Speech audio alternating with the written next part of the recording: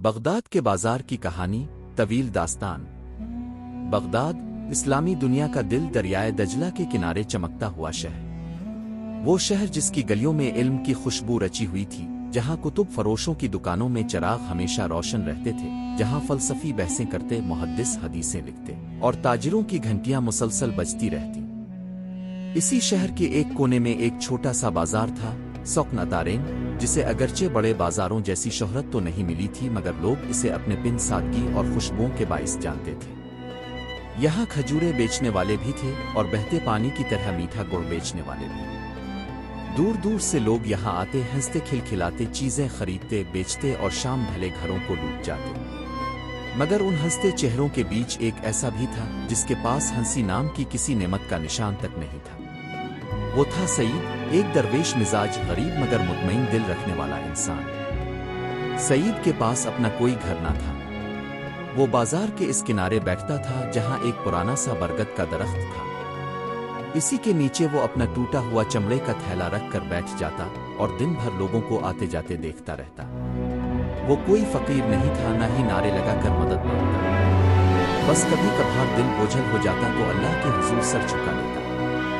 اس دن بھی بازار میں ہجوم کچھ زیادہ تھا، تندوروں سے اٹھتی ہوئی روٹیوں کی خوشبو پورے علاقے میں پھیلی ہوئی تھی، رنگین کپڑوں کی دکانوں سے ہنسی ٹھٹول کی آوازیں آ رہی تھیں، مگر اس سب شور کے درمیان سعید کے دل میں عجیب سی خاموشی تھی۔ اس نے آہستہ سے ہاتھ اٹھائے اور دعا مانگی، اے میرے رب، تو بہتر جانتا ہے کہ میرے دل کی کیا حاجت ہے۔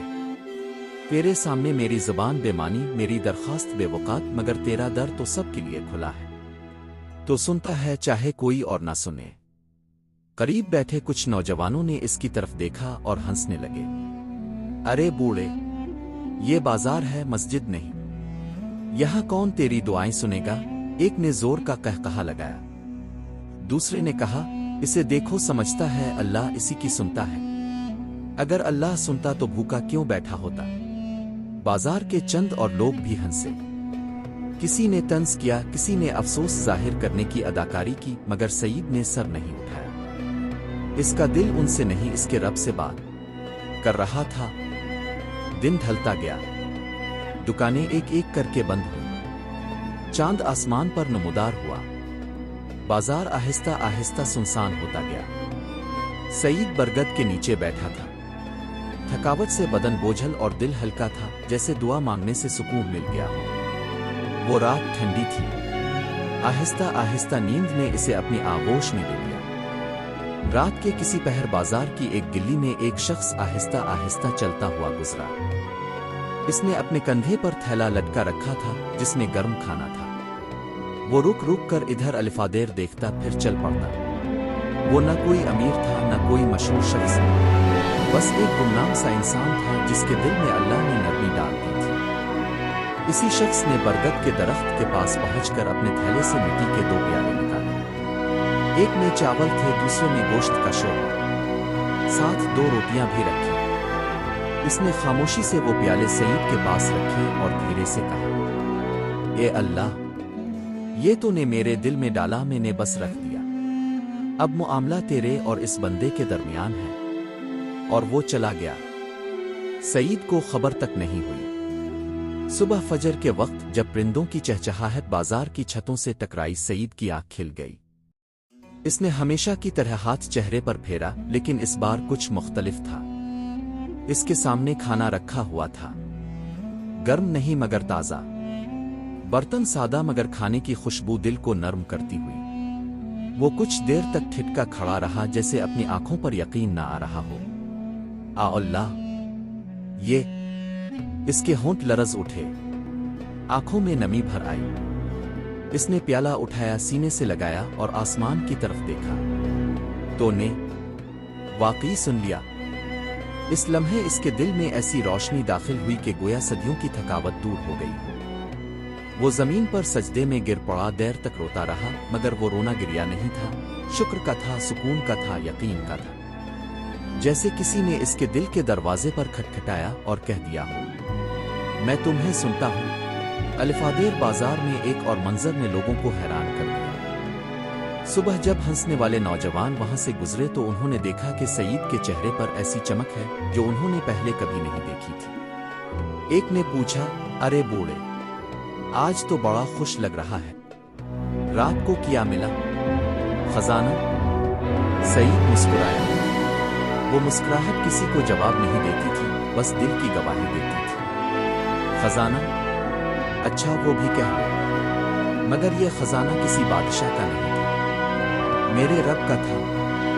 کیا ہوا؟ نوجوان نے طنزیہ لہجے میں پوچھا۔ سعید آہستہ سے بولا، میرے دروازے پر رات کو کھانا رکھا ہوا تھا، کسی انسان نے دیا ہو یا نہ دیا ہو، مجھے وہ اسی کا تحفہ لگا جس نے دعا سنی۔ اللہ ہر صدا سنتا ہے۔ نوجوان کچھ لمحوں کے لیے خاموش ہو گئے، ان کے چہروں پر حیرت اور کچھ حد تک شرمندگی بھی نمودار ہوئی۔ دن گزرتا گیا لیکن بات بازار میں پھیل گئی۔ لوگ حیران تھے کہ ایسا کیسے ہوا۔ کچھ نے کہا شاید کسی خیر کرنے والے نے دے دیا ہوگا، کچھ نے اسے اتفاق کہا، مگر سعید کے دل کو یقین تھا یہ اتفاق نہیں تھا، قبولیت تھی۔ اگلے دن بھی کسی نے اس کے پاس روٹی اور پانی رکھ دیا، اس کے اگلے دن بھی۔ پھر ایک دن ایک تاجر اس کے پاس آیا اور کہنے لگا، میں نے سنا ہے اللہ نے تمہاری سنتی ہے، میرے بھی کچھ مسائل ہیں، کیا تم میرے لیے بھی دعا کرو گے؟ سعید نے محبت سے مسکرا کر کہا، اللہ ہر ایک کی سنتا ہے، تمہاری بھی، بس تم دل سے پکارو، میں بھی تمہارے ساتھ ہاتھ اٹھا دوں گا۔ آہستہ آہستہ لوگ اس کے پاس آنے لگے، کچھ اپنے دکھ لے کر، کچھ اپنی امیدیں لے کر۔ سعید نہ کوئی پیر تھا، نہ عالم، نہ مجدد، مگر اس کے دل میں یقین تھا، اور یقین وہ خزانہ ہے جو دلوں کو بدل دیتا ہے۔ ایک شام بازار میں وہی نوجوان بھی آئے جو پہلے ہنستے تھے، وہ خاموشی سے اس کے پاس بیٹھ گئے۔ ایک نے آہستہ سے کہا، بوڑھے، ہمیں معاف کر دو، ہم نے تمہاری دعا کا مذاق اڑایا تھا۔ سعید نے ان کے کندھوں پر ہاتھ رکھا، میں نے کب ناراضگی رکھی؟ تم نے تو مجھے دیکھ کر ہنسا تھا، مگر میرے رب نے مجھے دیکھ کر رحمت نازل کر دی۔ تم لوگ بھی اپنی فریاد اسی کی طرف اٹھاؤ، وہ سب سنتا ہے چاہے کوئی انسان نہ سنے۔ نوجوانوں کی آنکھیں بھر آئیں، دن ہفتوں میں بدلے، ہفتے مہینوں میں۔ سعید کی حالت بدل گئی، لوگ اس کی مدد کرنے لگے، مگر وہ کسی سے کچھ مانگتا نہیں تھا، بس اللہ کا شکر ادا کرتا اور دوسروں کو اللہ کی طرف بلاتا۔ بازار میں پھر کبھی کسی نے کسی غریب کو دیکھ کر ہنسی نہیں الفاڑی۔ لوگ سوچتے کہ کہیں وہ بھی اللہ کا چہیتا نہ ہو، کہیں اس کی دعا بھی قبولیت کے دروازے پر دستک نہ دے سکے۔ اور سعید، وہ ہر رات وہی دعا کرتا جو اس نے پہلی بار مانگی تھی، اے رب، تیری سنتے رہنے کی صفت کبھی ختم نہیں ہوتی، مجھے اس یقین میں زندہ رکھ اور اسی یقین پر موت دے۔ آج بھی بغداد کے پرانے لوگ کہتے ہیں، اس بازار میں کبھی ایک بوڑھا بیٹھا تھا، وہ کچھ نہیں مانگتا تھا مگر سب کچھ پا لیتا تھا، کیونکہ وہ جانتا تھا کہ اللہ ہر صدا سنتا ہے۔